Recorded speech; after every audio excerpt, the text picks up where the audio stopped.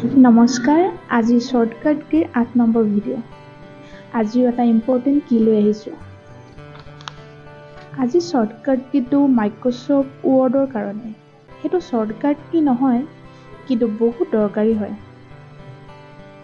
আমি যেতিয়া Microsoft word শিকি থাকোঁ, তেতিয়া আমাক কেতিয়াবা বহুত টেক্সটৰ প্ৰয়োজন হয়।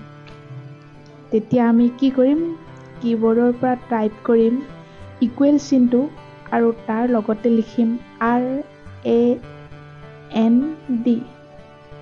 ইকুৱেল চিনটোৰ লগত RAND, তাৰ লগতে ব্ৰেকেটটো দি ব্ৰেকেটটো ক্ল'জ কৰি দিম।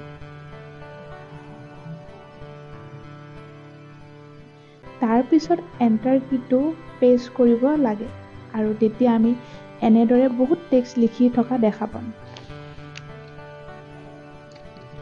এতিয়া যদি আমি টেক্সট কাটিব বিচাৰোঁ, তেতিয়া আমি কীবৰ্ডৰ বেকস্পেচ কীটো প্ৰেছ কৰিলে এটা এটাকৈ আখৰ কাটি কাটি আহে।